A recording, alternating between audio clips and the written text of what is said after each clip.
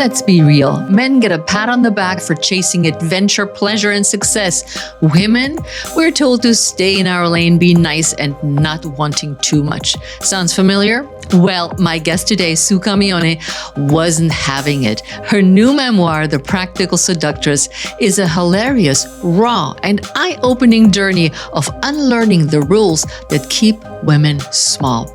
It's part personal story, part guide, and 100% about reclaiming your confidence, pleasure, and power without guilt or apologies. By the end of this episode, you'll rethink the rules you've been following and maybe, just maybe, ready to rewrite them yourself. Because living authentically isn't just rebellious, it's necessary. So the only question is, are you in? This is the Pursue Your Spark podcast, and I am Heike Yates. If you're feeling stuck in midlife, wondering, how did I get here? You're in the right place. We're all about real transformation, not quick fixes. My mission is to help you break free from limiting beliefs and outdated habits using fitness and wellness as tools for change. Each episode offers practical strategies for turning complex challenges into simple, actionable steps. So bring your yes, I can attitude and earbuds, and let's explore how you can truly thrive in midlife. Hey everyone, I'm super excited to offer you something a little bit different on this podcast episode and something we have not talked about. And these are memoirs. And I'd love to welcome Sue Camaione to the show today. Thank you, Heike. I'm really impressed and happy to be here. Super awesome. And if you guys, or when you guys look at the video of the interview, you'll see this in the background. Sue has a set of drums behind her amongst all her plants. It's really, really cute. And we may get to that as well. But let's start off right away with, give us an example of when you ignited your spark, Sue. I think the most recent probably was in the last 8 years was when I started doing storytelling competitions, and I was done on a lark. I was supporting a couple friends who do stand-up comedy, including my now husband. I just got married last year. And I went there, and at the end of the storytelling competition, someone said, "Is there anyone else who would like to give it a shot?" So I got up and told a story that I had told a friend of mine in a car where he almost drove off the road laughing. So I thought, well, it'll be a good story. So I told the story, and I was hooked. I won second prize, and I did 3 more prizes that ended up in the book, actually. So what was the story? I mean, you said, I told them the story. What was the story? We want to know. The story was in the chapter that I can't remember the title of the chapter at the moment, but it was when I was first working at a newspaper desk when I was only 18 years old. And unfortunately, I was very poor and I barely had enough money to eat. And I ran out the back door and ran directly into the managing editor and the copy desk editor, the lead editor in Brace. She was pregnant. He was married to someone else. She was married to someone else. Long story short, I was totally terrified that I was going to lose my job because I thought I was going to starve to death. But I had friends who were reporters who were in their 30s, so they were older, they were wiser, and they sat me down and said, "Well, if this happens, calm down. You're not going to lose your job. You have the power." Which at 18, I thought, I don't have the power. He's going to fire me. And sure enough, he called me and said that I wasn't coming up to snuff, and I hadn't done my research, writing obits of all things. And instead of wait. What are obits? Obits are obituaries. That's the old-fashioned term that back when they had newspapers, obituaries. So when you were a young writer, you would start out writing obituaries because you do the research, you talk to the family, and then you write this little couple paragraphs about what a wonderful father this man was, that kind of thing. So, you can't fail at it. Basically, it's very difficult to fail at. So I knew I was doing a bad job with that. So I took a deep breath, and for some reason, something kicked in, and I thought, I'm going to fight this man at the age of 18. And I said, no, you're not going to fire me, but you're going to give me a raise. He hung up the phone, and I thought, I lost my job. It's no matter what. And I thought, I don't care. I'm coming to work anyway. So I came to work, and he ended up throwing an envelope in front of me, and I took it to the bathroom, opened it up, and sure enough, I had a raise. At that time, I was making $1.85. That's how long ago it was. Mm-hmm. I was raised to $2.25. Unfortunately, the librarian for the newspaper was right next to me. It used to be the fact checker, and she was outraged because she was only making $2.20 an hour after 10 years at the newspaper. So she assumed that I was somehow in cahoots with this managing editor who was having an affair. I was a little terrified that she would think it was me. And then finally she said, I know the reason. And I said, and what is it? And she said, because you have big boobs. And I said, that's the reason. Let's go with that. And that was I told that story. It was about a 5-6 minute story. And that was the one that got me kind of a little hooked on storytelling.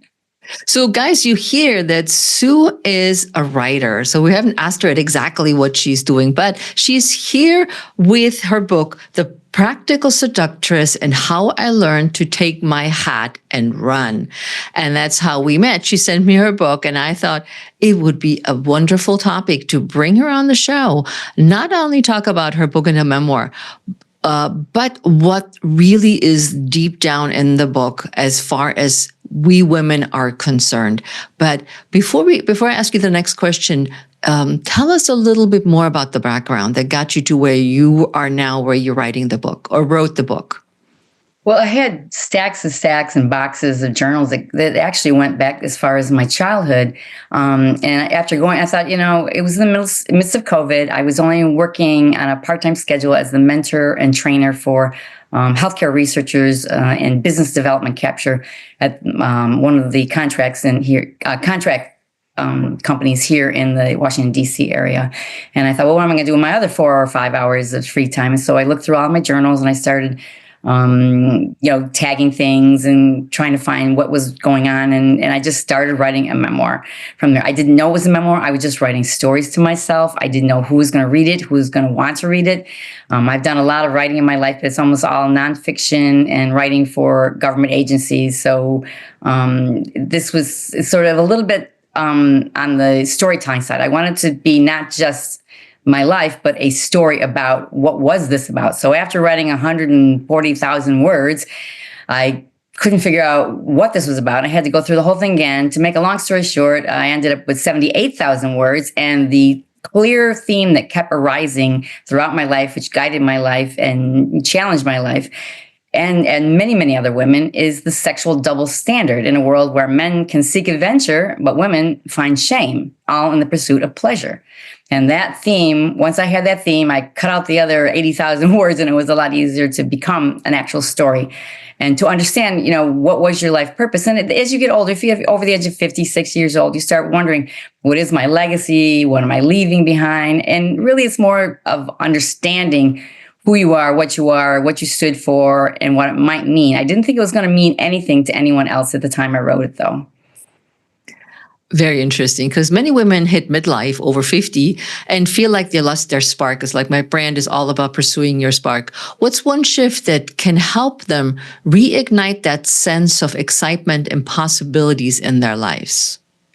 I think a lot of women are going through, I got divorced in my mid-50s, and I think part of the issue is we have stereotypes from our childhood that say, you're over an age. I remember telling my mother at one point when I was in my 40s, I'm going to get a divorce. I need to get a divorce for many reasons. And she sat me down and she sighed and she said, oh, now you're over the age of 40. No man will want you. And luckily I had a sister who was sitting next to me listening to this tale. And she said, Ma, she didn't say that. She has too many men in her life. That's the problem. So...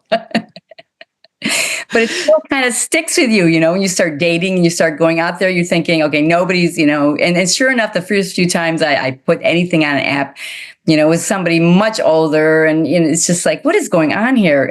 So I took my date of birth off of it for one thing, but I think those things keep us down.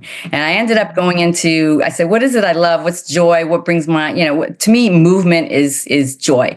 And so what I love the most is dancing. So I thought, well, you know what? I've always danced my whole life. I'm going to seriously, start grabbing all my friends, and we're going to learn salsa dancing and swing dancing at Glen Echo and you name it. We tried everything. So we're not very good at any of it, but we did try dancing. And I became renowned for having dance parties with 40, 50 people to show up. So, Well, there you go. That's where the fun is at. And I just want to also intertwine that when you're listening to Sue talking, a lot of the things are in her book.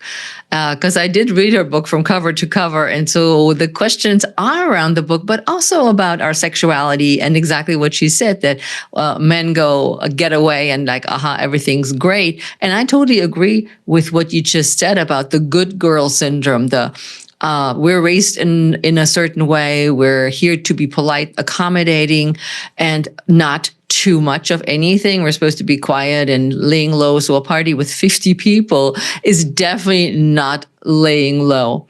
But how do we learn? How do we learn those messages and step into our power without fear and judgment?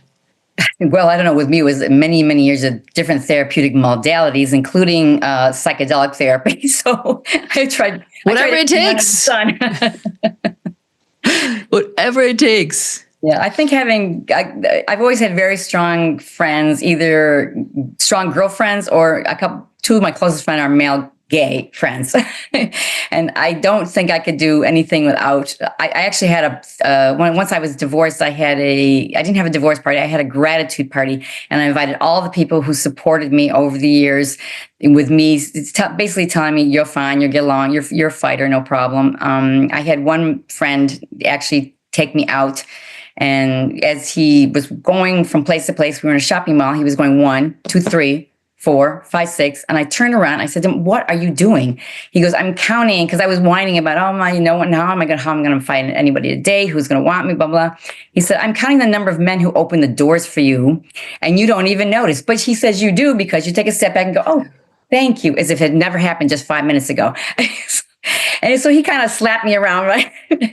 And kind of a little bit of a wake-up call, like, stop the pity party. You have more to associate with the rest of the world than most people do. And I realize, and it's true, certainly there's a certain amount of luck of your personality and your drive and your level of energy.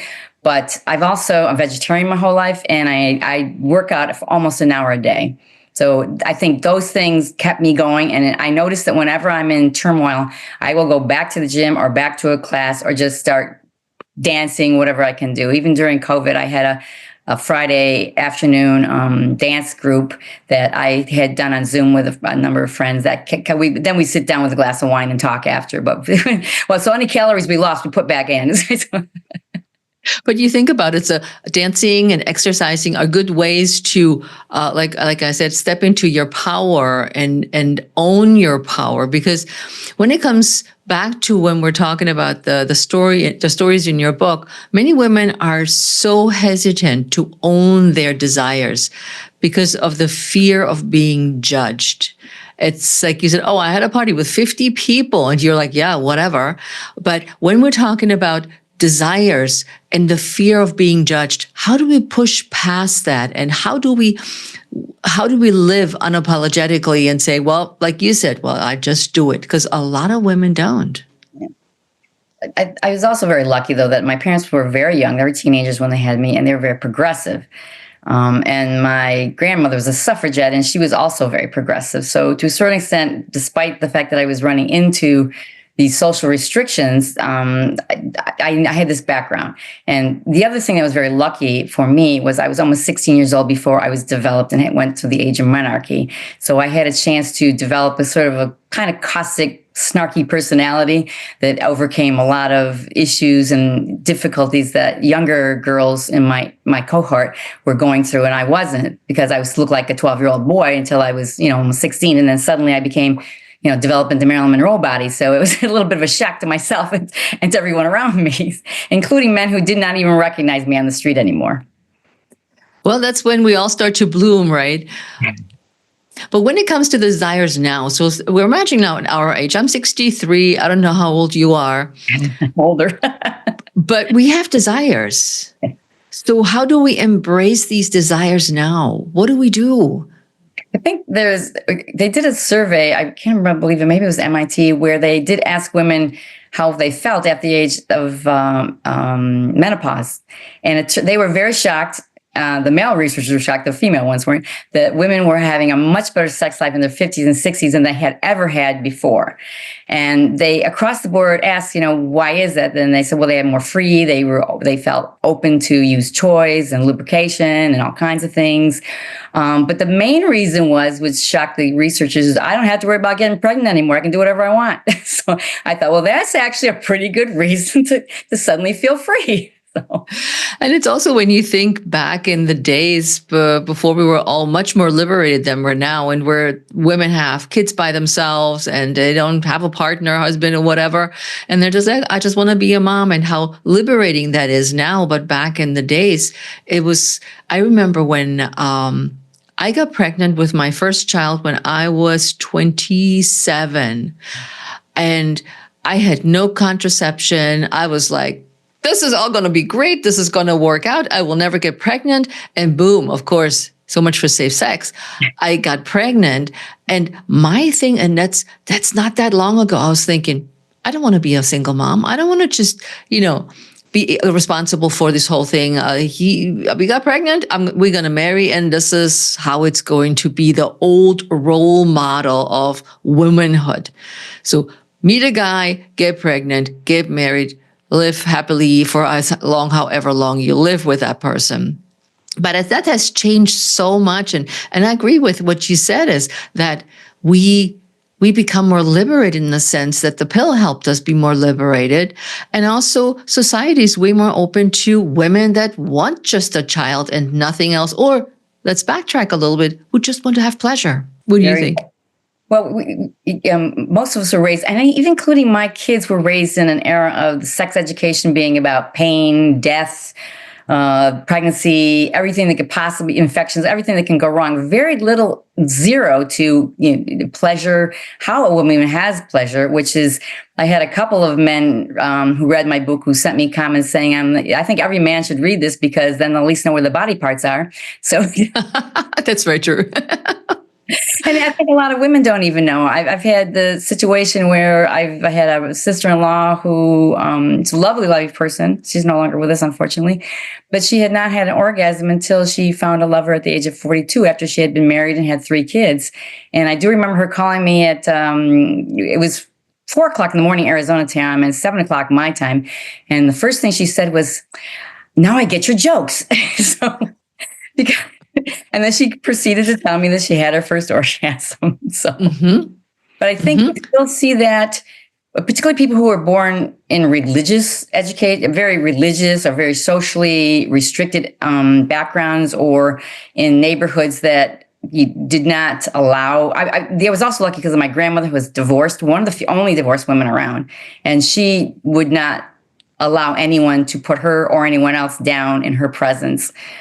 She was an unusual woman. She had gone to Cornell University back in the day when women didn't even go.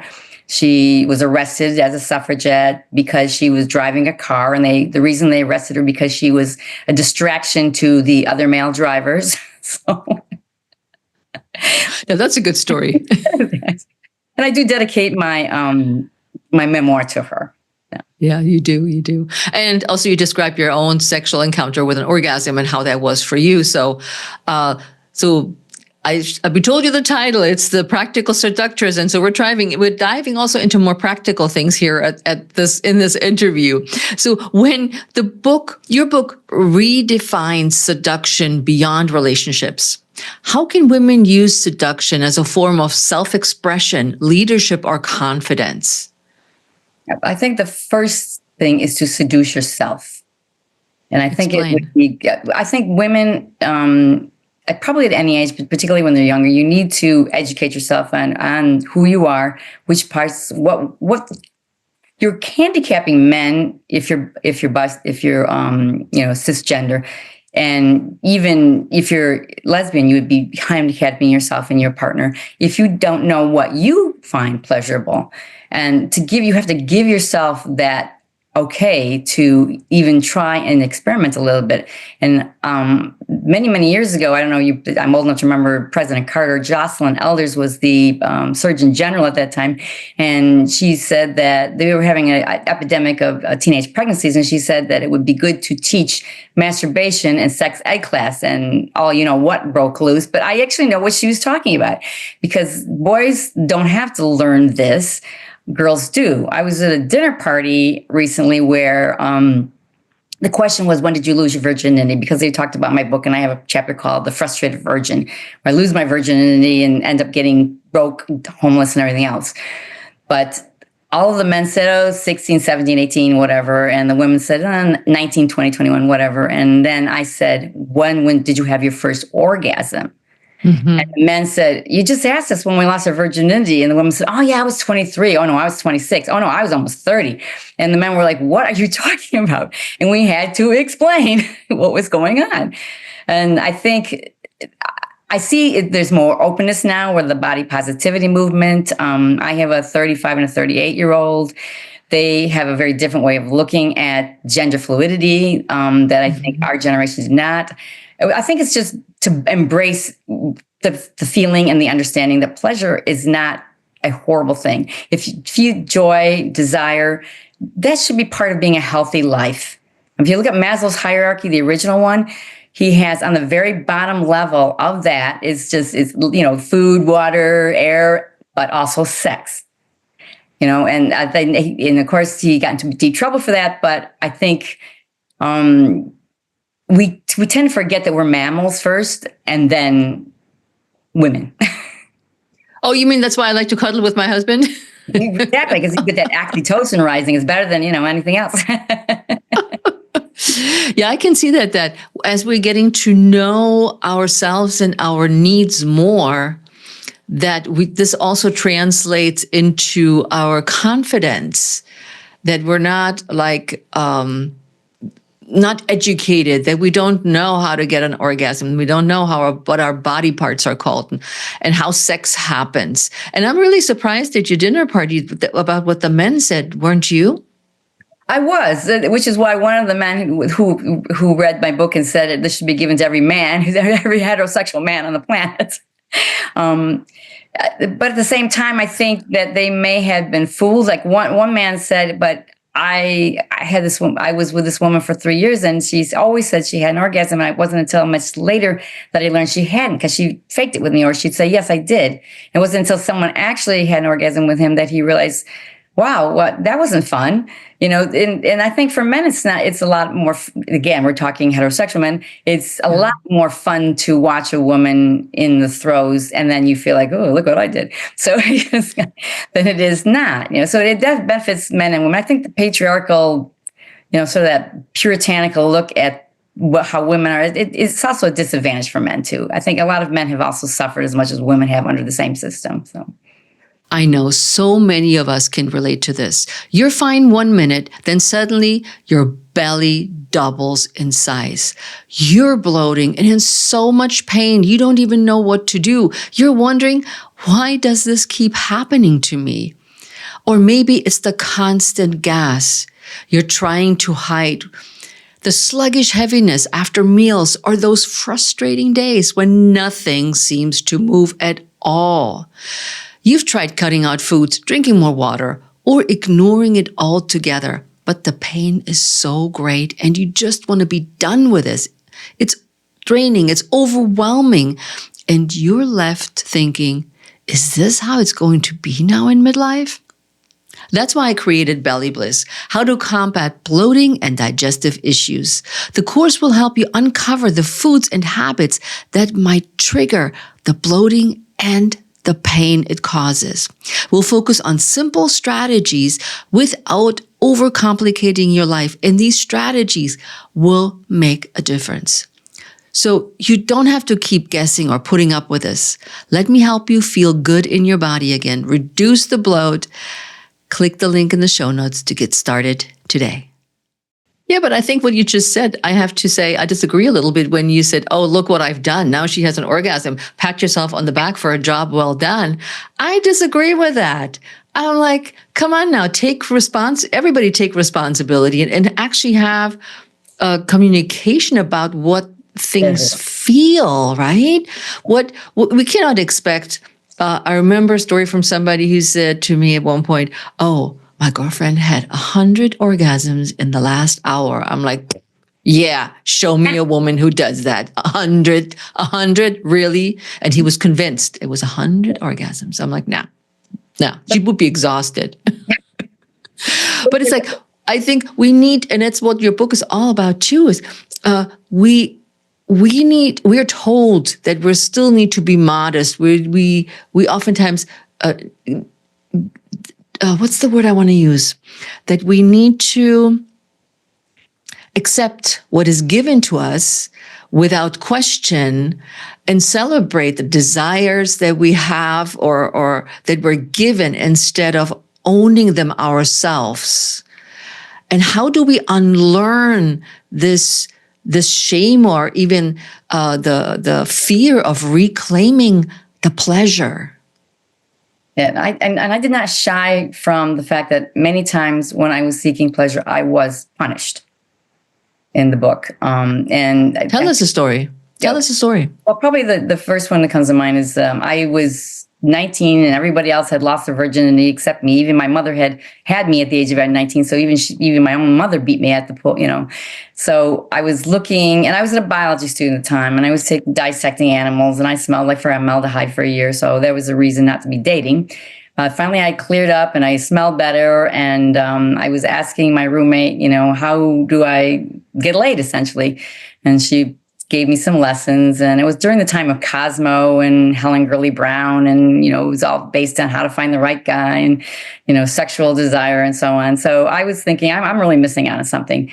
And I finally found a target or a mark, and it seemed like a sweet guy, and I was working in a nursing home with him, and so I sort of tackled him in the whirlpool room and set up a time to de-virginize myself, because I was thinking, whatever this is, I got to get rid of it because it's not helping me at all. So it's basically being a virgin is a lack of knowledge, So he came to my dorm room, and he had a lot of difficulties getting his key in the passage to my female channel, so to speak. And at one point, the whole thing, as someone who's looking like a field biologist looking at male is now attempting to courtship with female, And I was just watching him, and for some reason, I thought the whole thing was hysterically funny, and I started laughing, and then he was fine. And afterwards, I said, "Oh, well, did I fail to mention I'm a virgin?" He's like, "Yeah, well, that would have been good to know." Towards the end, I end up with someone tattling on me because and back in those days, you weren't supposed to have men in your room. And I was summarily kicked out of my dorm. I had no place to go. I had no money. I ended up having bronchitis at the time. And this man set me up in an apartment, a rat trap tenement, studio that was, rat feces on the floor and so on, and kind of left me there coughing and my bronchitis. And in the meantime, I sort of had to leave without anything, just the little few things I had with me, and realizing that as he was walking out the door, that he was still married, which he failed to mention. So he was going back to his wife. I was sitting there in poverty, wondering if I was going to even live through the experience. And I do remember closing the door and realizing that I was closing the door on my own innocence. So it ended up better. The second time was better. Yeah, but I read this in your book, and I know what other stories, but we're not going to tell them because we want everybody to read the book. It's really impactful. It's the whole way you described it became very personal in the book. Very thought-provoking. I'm thinking, did something like this happen in my life somewhere remotely? Or how did I react when something similar happened to me? Even though my story are very different compared to what you're experienced. But it's like the underlying message still at this point is, I haven't taken control of my life. I let others rule not only my virginity and my sex life. I'm standing there and I'm receiving. and I'm taking what's given to me instead of stepping up in my own power and saying, no, I know what to do. And with that comes strength. And you've developed an incredible amount of strength that I followed through your book when we're stringing the stories together of how your life developed and the relationships you have. But when I think of my listeners, what do you say to the woman who fears what others, her partner, her friends, or even a stranger might think if she starts embracing her sensuality and the power that comes with it? That's a good question, because I do know people who will remain married in very sexless marriages out of fear. And I think part of that is the fear of rejection.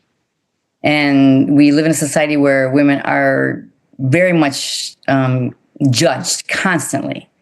Mm-hmm. So if there's a way you can kind of get over the judgment, I think that would help. And having close friends was the best thing for me, because they're your biggest boosters, and vice versa.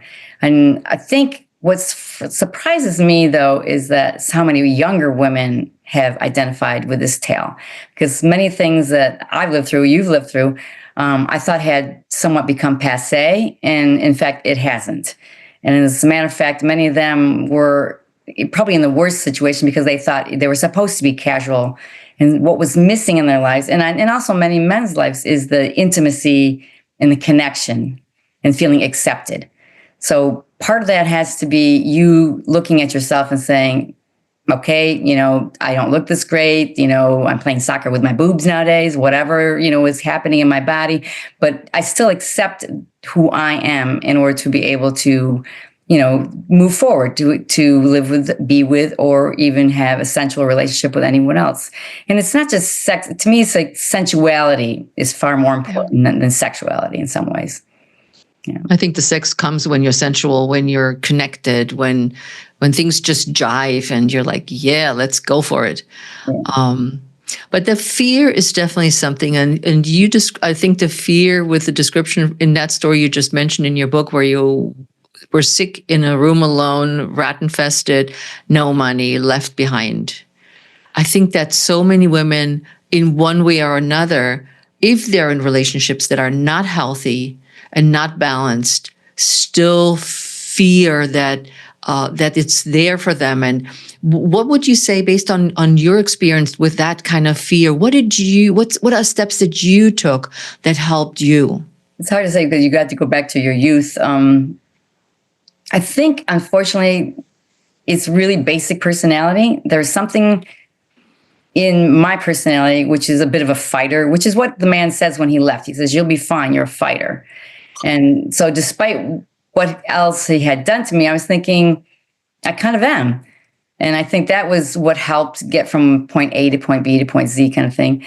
And I've also been a very big believer, because I'm the oldest of four, and I took care of my siblings, and I was afraid to leave them when I went to college. I'm sort of a protector of sorts. I take care of others, but not in that I'm a nurse teacher kind of way, but sort of I'll stand up to any bully to protect the people I love.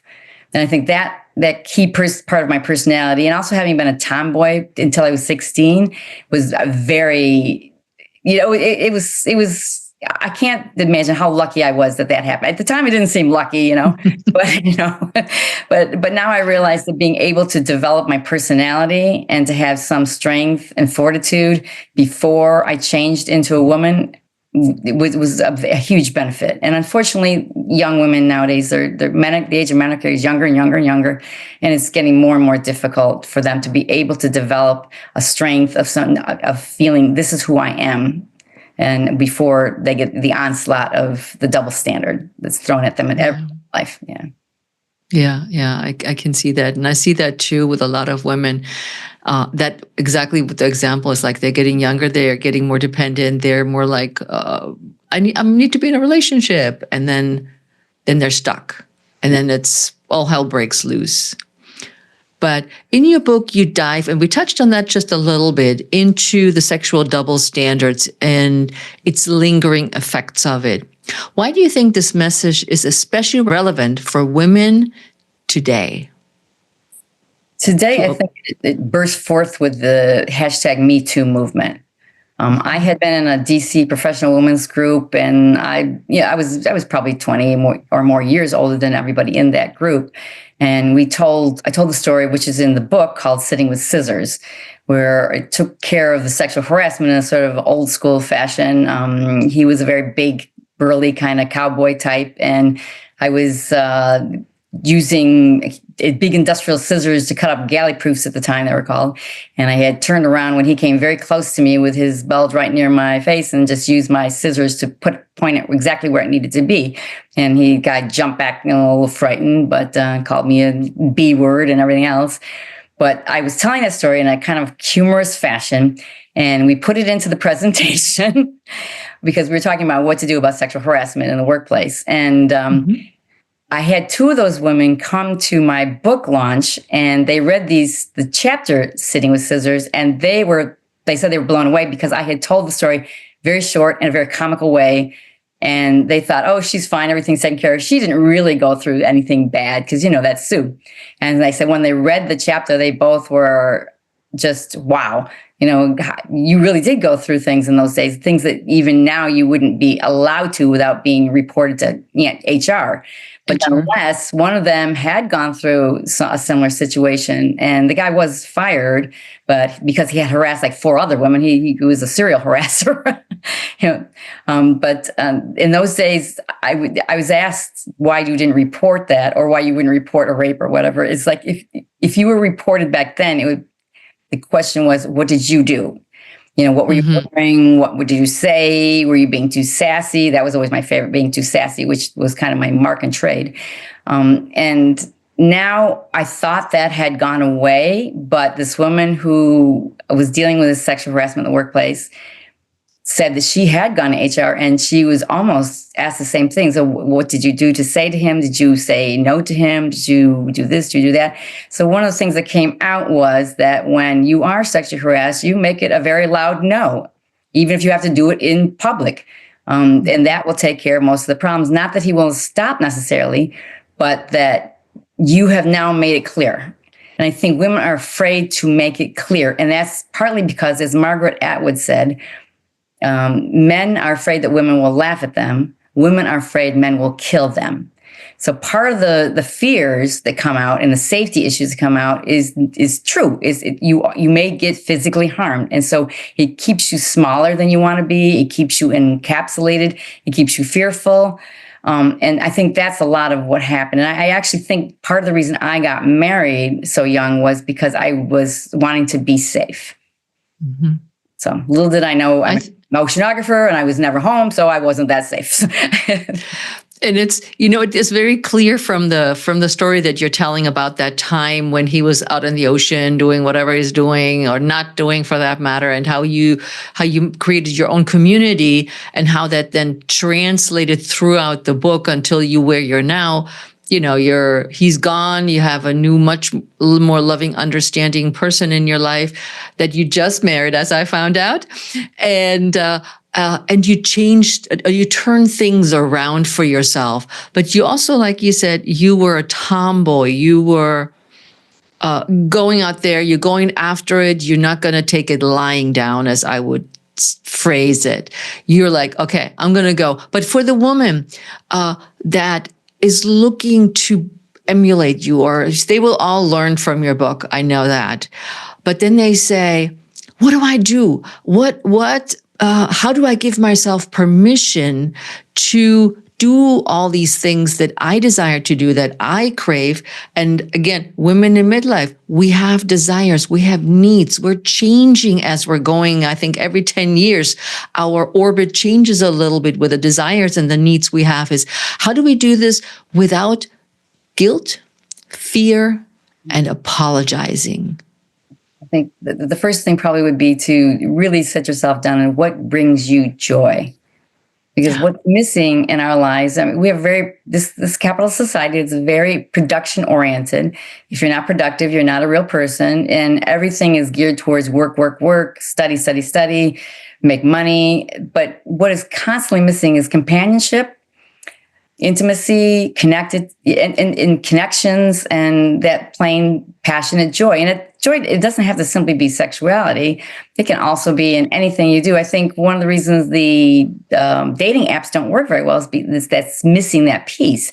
Whereas people I know who have done fairly well in dating have gone through the meetups where you're hiking because other people like to hike, or you're doing something that other people like to do. And so you're in a group of people who, if nothing else, they could become your friends. And I have another woman who's she's my hero because she's in her 73. She just got married again. She had a very difficult marriage. And the way she approached dating at the age of 70 was that these men were by and large nice guys, and that she was just maybe meeting friends, which was fine for her. She wasn't looking necessarily to find I think women get entangled in the knight in shining armor and finding that perfect man and, the one, I'm like, and I always say the one for now. So True. And my husband doesn't like that answer though.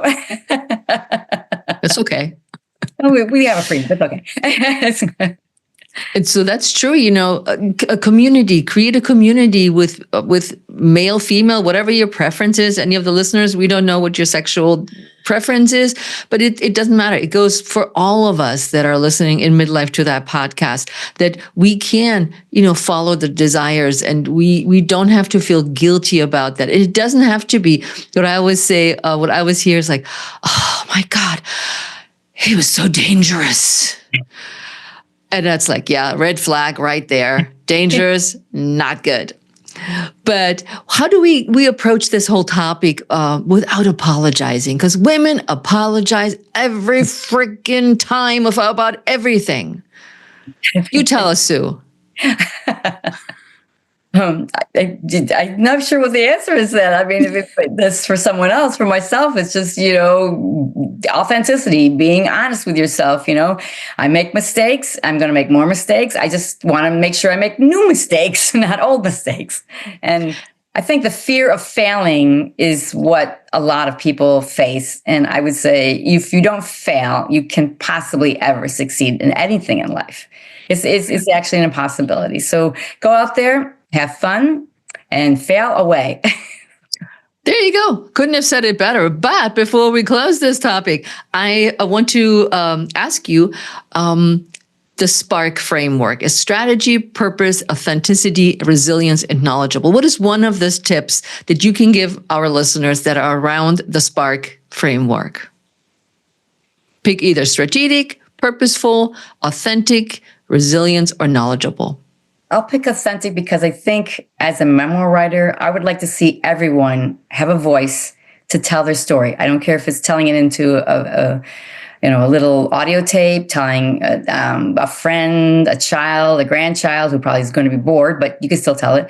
I think we all have a voice. I think that voice helps you understand who you were and why you were on Earth, and that yes, you can live your life as you wish and help others to live their life. You give them some strength to overcome all those double standards and anything that's holding them back by living your life. And I think, particularly when you're older, living your life as authentically as possible is the best thing you can do for not just yourself, but almost everyone around you. And it makes your kids happy too, because she's taken care of. I don't have to worry about her.